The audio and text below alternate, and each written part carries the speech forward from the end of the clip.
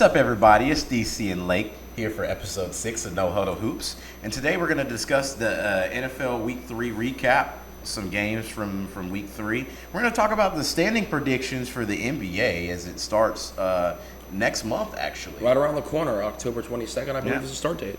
And we're going to talk about some college football predictions for this week coming up. We have some really good games that could really potentially sort of shift the landscape of what we're seeing with college football right now. The AP 25 poll is not going to be the same after this week. We got a lot of great games coming up. Yeah, but first up, let's get into the Falcons versus Panthers. So give me your thoughts on how the Falcons did on Sunday. Well, as an Atlanta Falcons fan, I really didn't tune in until a friend had notified me that we were playing so horridly because I'm like, well, it's the Panthers. Why would I tune into a Panthers game? And we had lost the game 30-0. And what I want to say to that is we need to fire our offensive coordinator. When you're gifted talent such as Drake London, Bijan Robinson, Kyle Pitts, Darnell Mooney, and a really good offensive line to pair with this offense, with a quarterback that's proven that he can play well when he's given correct plays. People love to place the blame on a quarterback in his sixth start, like Michael Penix Jr., but he's basically still a rookie, so you have to give him some slack there. But we've seen what he can do, especially in that game-winning drive that he tried to lead against the Buccaneers. We saw that he was capable of leading drives, good drives that could captain an offense and win football games. And that's not what we did this Sunday. We scored 30. They scored 30. We scored 0 points with an amazing offense. Get a field goal. We couldn't even kick a field goal. Parker Romo kicked just as bad as I thought Koo would. I miss you, Koo. Koo signed with the Giants as of a day ago, and I really miss him now that Parker Romo is our kicker, missing 2 field goals in this game, maybe more. I turned it off. So yeah, you weren't saying that last week, but I mean, I get the point. But I mean, man, people don't realize Atlanta has talent. We're Saints fans. We don't like the Falcons. They don't like us. But the Falcons, they have some talent. And, the fact that it's being wasted like that is kind of unfortunate because they really should be running away with the South. But I think if you get a great offense coordinator in there, they can use Bijan Robinson the next way. So. It really just doesn't make sense how Parker Romo can kick 5 for 5 against Minnesota. Our defense can look so good against Minnesota. Our offense looked really bad against the Vikings. But I figured, hey, it's a new season. Let's just mow it in a little bit. We couldn't beat the Panthers. And granted, the Panthers beat us every single season. Yeah. But, I mean, it's like they have our playbook or something. You just weren't expecting it to be a shutout. I was not at all. I didn't expect any of our games to be a shutout. I didn't think we'd ever score 0 points. We are the first shutout of the NFL season. That's not what you want to be. No. But how about we move on to C.J. Stroud's woes as a quarterback so far this season. He had a spectacular rookie year, making an MVP candidate out of himself in his rookie campaign. He's won a playoff game both of his years in the NFL and topping his division. But as of late, he's been pretty bad. What do you think about that? Well, it's his offensive line. It's really his offensive line. It's not that he doesn't have weapons, I feel like. It's just his offensive line, and you can absolutely do nothing when you have an offensive line. And also, his offensive coordinator has been garbage. His play calls have been garbage. And CJ hasn't really been put in the position to win. However, the Texans do have a defense, but I think it has a lot more to do with the offensive line than anything, and you can't really do anything if you don't have an O-line. But he struggled last year. He struggled a little bit this year too, but has a lot to do with the O-line than anything. Tank Dell's injury hurts him a lot, but he has weapons, and there's no denying that he has weapons. Mm-hmm. So he needs to utilize those, and he needs to turn up his play before he gets, sort of shut out of the NFL altogether. Now, I'm not saying that that's likely to happen, but his play has been very concerning. He's got to play better. He has to play better. Yeah. If the Texans want to top the division, the AFC South, teams that have started 0-3 have not made the playoffs in, I believe, 7 straight years. It was the 2018 Texans was the last team to make it. They went 11-5. But next up, we're going to get into the Packers versus Browns. Another upset that no one was expecting. Not me at all. The Packers actually became my Super Bowl favorite because I thought they had a God squad. Like, who could beat the Packers? The Browns could beat the Packers. The Browns. The Browns could beat the Packers. I didn't think that was going to happen. Shout out Tucker Kraft, getting me no points on fantasy. and I still wouldn't have won because I started Penix over Love. So. Oh no! But I mean, the Browns' defense did really well. I mean, the Packers' defense played really well, but this is a game no one was expecting the Browns to Not win. at all. In fact, I didn't even watch it because I expected it to be a blowout. So I don't have much to say about it. Just wow, how does that happen? And then I turned on, like I said, they did the bonus coverage or whatever for the games, and I just saw the Browns blocking the Packers field goal. I was like, well, the Browns might actually have a chance to win this, and they did. They got the 13-10 win, I want to say. Yeah, 13-10. 13-10. But speaking of blocked field goals, how about we move it to the Eagles versus Rams game? Oh my God, Rams! A game I thought the Rams are going to run away with. Eagles coming back in the final. The Rams are going to ram everybody. The Rams are going to win. They blew a 19-point lead that they had in the third quarter. Jalen Hurts had 4 total touchdowns to get the Eagles the win. A blocked field goal at the end of that game too. Jordan Davis, Georgia alumni, took it all the way back for the touchdown. They'd already won at that point, but it just put the nail in the coffin. I mean, that's crazy. So many blocked field goals happened this week. Yeah, which really was like just a strange coincidence to happen. Maybe it's a script. No, not a script. Maybe I mean there have been kicking woes sort of across the NFL. Even though I was told they were supposed to be getting better this year, and they were going to be like using different sort of mechanics, and that kickers were going to be buffed up this season. Not the case is what I'm saying. They're missing a lot more than usual. Missing a lot more than usual. Yeah. Let's move into the final game that we're recapping, the Lions versus the Ravens, in which Lamar Jackson, Derrick Henry were having some fumbling issues, if I believe. Lamar got sacked 7 times. 7 times? He got sacked 7 times in their loss. But let's talk about their defense. I mean, that defense is god-awful. With additions like Jair Alexander, Kyle Hamilton's on that team. They got how can you be so bad on defense? You let up 38 points to this Lions team that's been struggling on offense. It's got to be their DC. It really has to be because they have the talent. The talent is there. It's got to be their DC. I know their DC. I think this is like his second year or whatever, but he's not that good. He's not the Zachary Orr, I think is his name, after you lose Mike McDonald to the Seahawks, and they're looking like a top 3 defensive unit in the league right now. But it's their defense. I mean, you can put the blame on Derrick Henry. Yes, he fumbled, and we're going to be hearing outstanding on TikTok a lot. But I don't think he's washed. I don't think he's washed. But man, they just have no defense more than anything.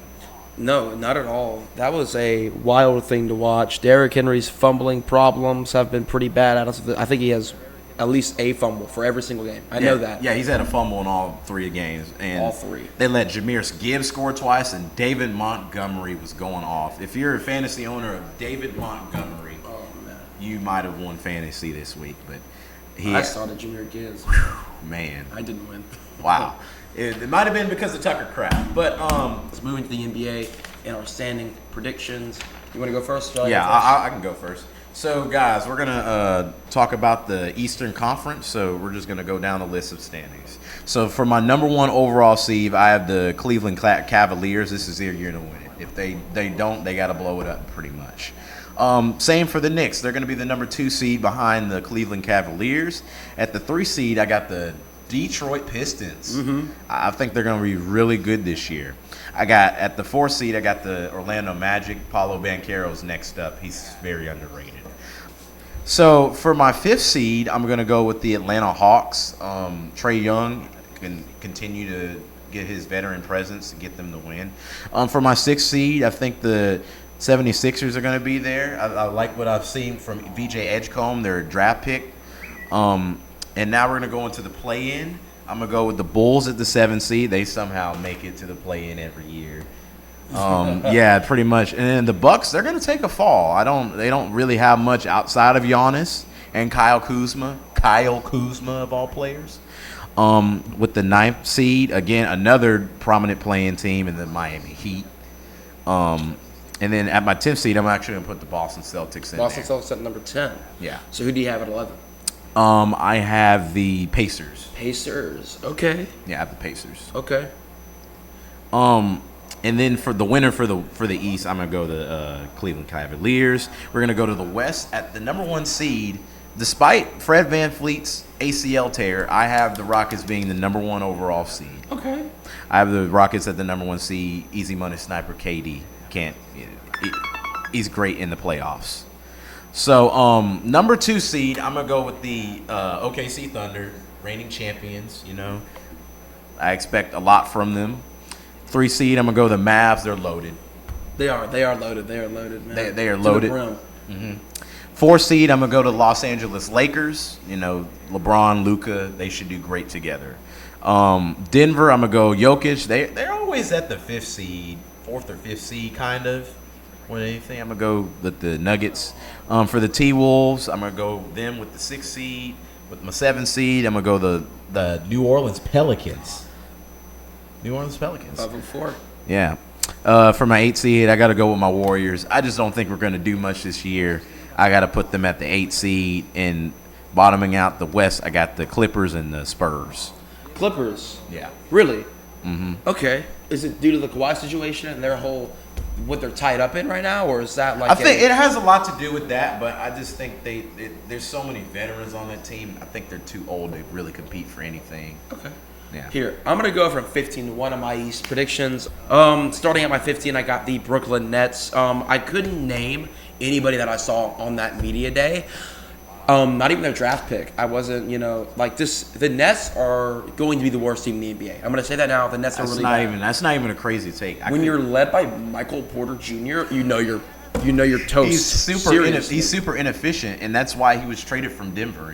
Super inefficient. Yeah. And he's a ball hog. I mean, they already had Cam Thomas there. Cam Thomas also, as of recent, if you've been keeping up with NBA news, doesn't want to be in Brooklyn anymore. He says he isn't getting the money he deserves. When you're so inconsistent that, like, there is a literal joke about you of how you can score 40 when you want to. But I guess he just doesn't want to in the games he doesn't do it. So it's really just the inconsistency, and that's why the Nets don't want to pay him superstar. Yeah, they don't have a good roster. They just don't have a good roster, guys. Cam Thomas, LSU legend, wants out of the Brooklyn Nets. And as far as I can tell, I don't know much about the Nets team. They traded Cam Johnson for MPJ. They had a high draft pick. They're going to have the number 1 draft pick next year. I can guarantee you that. But next up at 14, I'm going to go with the Washington Wizards. Another young core who still hasn't really found their way yet. Their team chemistry is sort of lacking. I like what I've seen out of Bub Carrington, Alexander Sarr. Really, like a veteran presence would be the new guys they got in CJ McCollum, Kelly Olynyk. Corey Kispert's been on there a few years. But like I've joked about before, this is the type of team to start off the season 5-0 and finish 21-61. Lose like 30 straight games or something crazy. That veteran presence will win you a few, starting games, Yeah. but down the line they're not going to be great. I have them in the 14th seed. 13, I've got the Pacers. I'm guaranteeing you they're going to be in tank mode after they traded the Pelicans for their pick back. And I'm still mad at the Pelicans for giving the Pacers their pick again. But I can understand because they made that trade before Tyrese Halliburton went down. So I'm sure they thought, the Pacers are going to be good next season. Let's just give them their pick back for another pick. So, but no, that's not how it's going to play out at all. The Pacers I'm guaranteeing that they're going to be in tank mode. And they're going to be looking for a high draft pick. So that's why I got them at 13 with the loss. With the loss of Tyrese Halliburton there and Miles Turner to the Bucks. He went to Milwaukee, right? The Milwaukee Bucks. Yeah. He is the starting center over there, teaming up with Giannis and Kuzma. Next up, I got the Charlotte Hornets, another team that has absolutely no direction whatsoever. Every single season, they haven't had a direction. The last time they made the playoffs was 2016, and they got first rounded. Kemba Walker has been their only sign of hope. Him and LaMelo Ball. I mean, Kemba Walker's out of the NBA now, but back then it was Kemba. Now it's LaMelo. You have these star point guards. You have stars around them like Brandon Miller. They just, Con Knuckles, their draft pick. I'm high on Brandon Miller. Miller's a great player. I'm high on him. But, their main team sponsor is Mr. Beast. So that should tell you about how serious of an NBA team there are. And they are, under new ownership. Michael Jordan sold the team a while, like not like a while ago, but very recently. So we're going to see some changes. And that's why I think they can, sort of go up in the standings at the 12th spot, but not exactly be a playing team just yet. Yeah. Above them is going to shock a lot of people that are going to watch this podcast, or the Boston Celtics at number 11. With the loss of Jason Tatum and Jaylen Brown captaining the new and disimproved Boston Celtics, Jaylen Brown, Anthony Simons, they lost Chris Stapps. They still have Derek White. They lost Drew Holiday. Drew Holiday went to the Blazers, and they're not going to be the same team this year. They're not going to be the same team. They need Jason Tatum to be that captain that can lead their their team to the playoffs. They shoot a bunch of three-pointers. Anthony Simons isn't a consistent scorer. It's not going to be pretty to watch Celtics basketball this year. But Jaylen Brown, he won a Finals MVP. If he can step it up and captain this team, I'll shut my mouth about Celtics basketball for the rest of my life. But I seriously do not think that they're going to make the playoffs this year. Rounding out my play-in picks, I've got number 10, the Heat, perennial play-in team. They got a deep roster. They have a great coach. They're always there. I don't see them making the playoffs, but I see them making the play-in. At number 9, I got the Bulls. Another team I don't see making the playoffs, but I do see making the play-in. I mean, Josh Giddey just re-signed to the Bulls.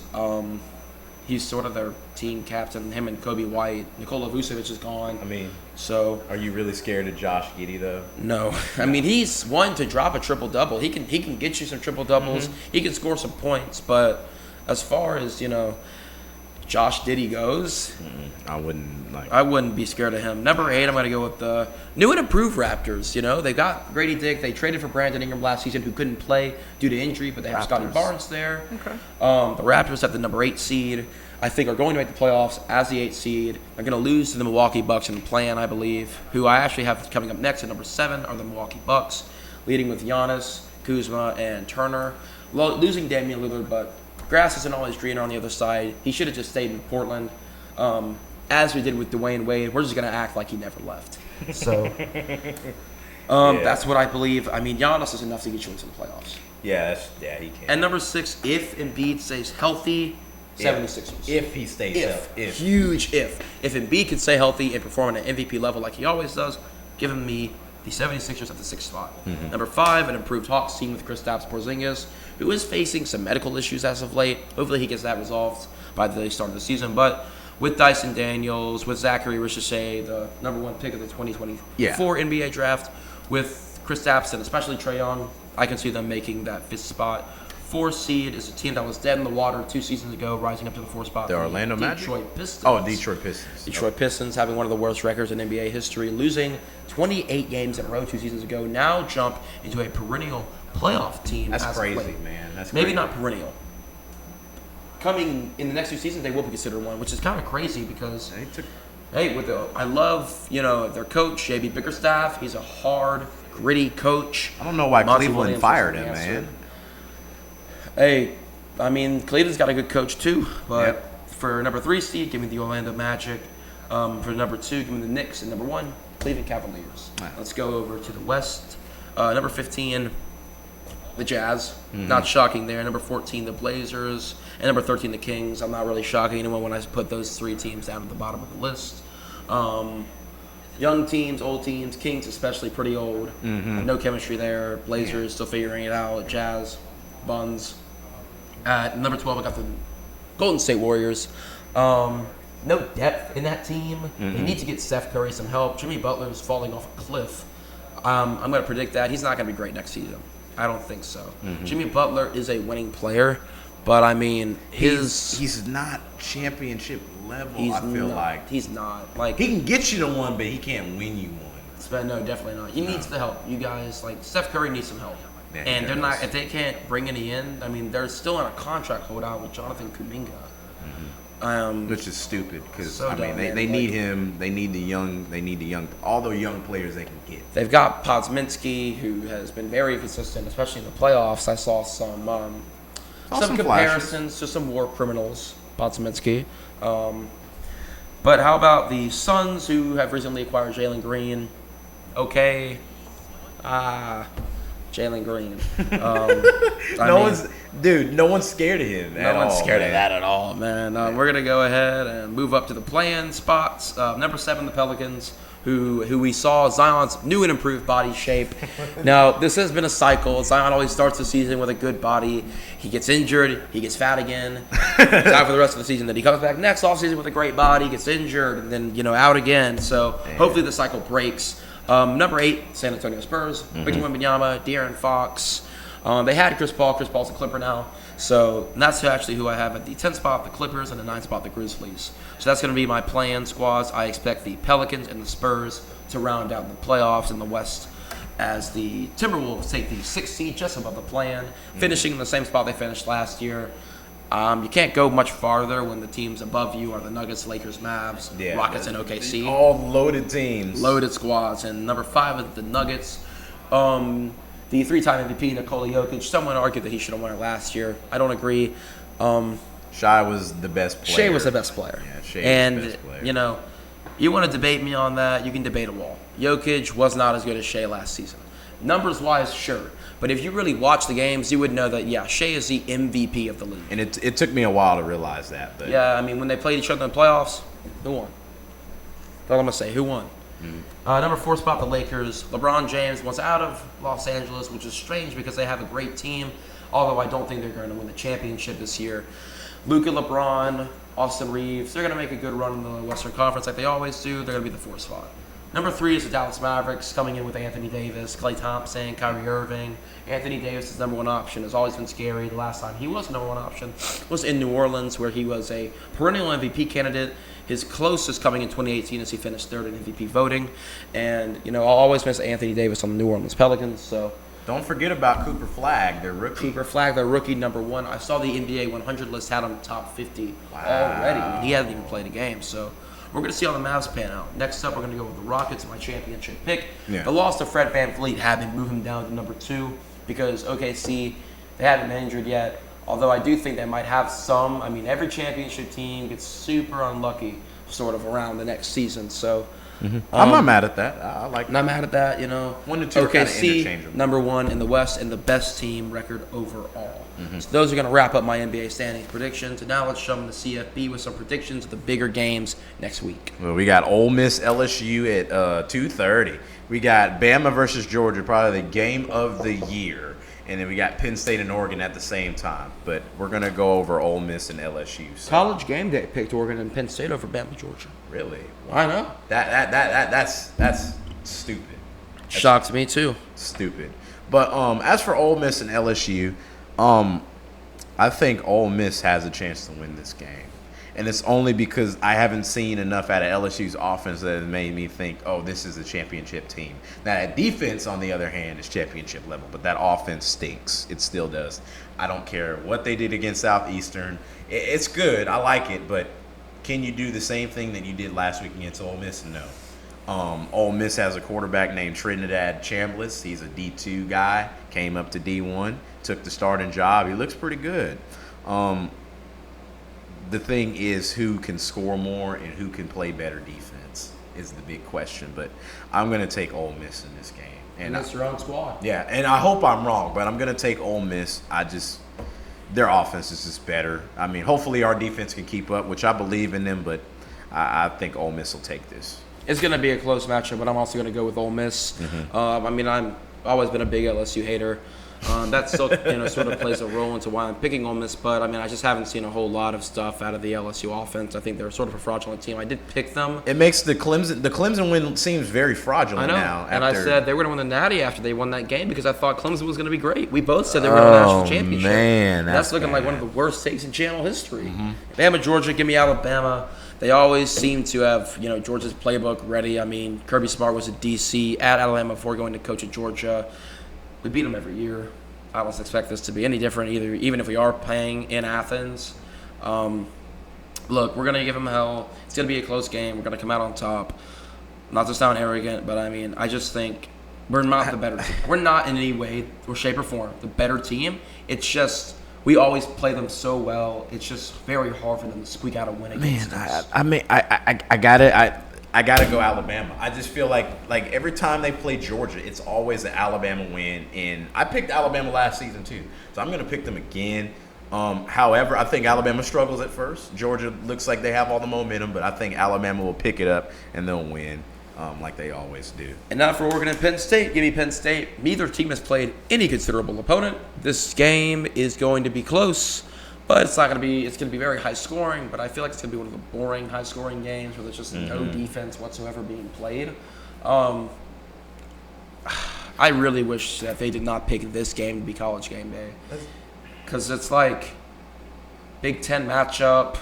And yeah, there's bias between me and Devin, but we're SEC, they're Big Ten. Well, the SEC is the best conference. It is. It's the best conference. It's the best conference. It's the best conference. You really should have chose Bama, Georgia. It was the game of the year last year. It's going to be the game of the year this year. that's just disappointing. Give me Penn State. I think they have a better roster overall. Oregon's fine. Penn State's okay. I did pick Drew to win the Heisman. That's not looking so great right now. Well, who do you think is going to win the Heisman? Right now, John Batier, although he did just get injured. Yes, so if not him, Taylon Green was in the conversation. I doubt he wins it. But as of right now, John Batier is looking like the best. They're not going to give it to an Arkansas player. They're not. They're not. They're not. I'm sorry, but Arkansas, you're pretty poverty. And before we wrap this episode up, I want to talk about something that's really bugged me. Alabama and LSU are not annual opponents anymore. It completely killing the rivalry. It pisses me off. It makes me upset because he's an Alabama hater. I'm an LSU hater. That week means a lot. It's an annual game, and the fact that they gave us Texas A&M over Alabama, they gave us Mississippi State. Man, they gave y'all Mississippi State. Well, they gave us Texas A&M, and I feel like that rivalry is forced. It's a forced one because of that 174-72 game. It's so forced, and I'd rather play Alabama than Texas A&M 100 times. But it's clear that the committee just doesn't see it as a rivalry. I guess they would rather have, more rivalries with closer all-time records. Alabama does lead that one by 30 games. It's still a big game. It's still a great game. It's a big game, very anticipated. Mm-hmm. Two blue blood schools matching off against each other. Very close states. Mm-hmm. It makes me mad. It makes me upset that this is, the current state of college football. Take me back to the 2010s. Yeah. That's what I'm saying. But that's going to wrap it up for episode 6 of No Huddle Hoops. Mm-hmm. Thank you for tuning in with us. A new podcast coming out next Thursday. Mm-hmm. We're going to wrap it up. We'll see you guys next time on No Huddle Hoops. See you guys later.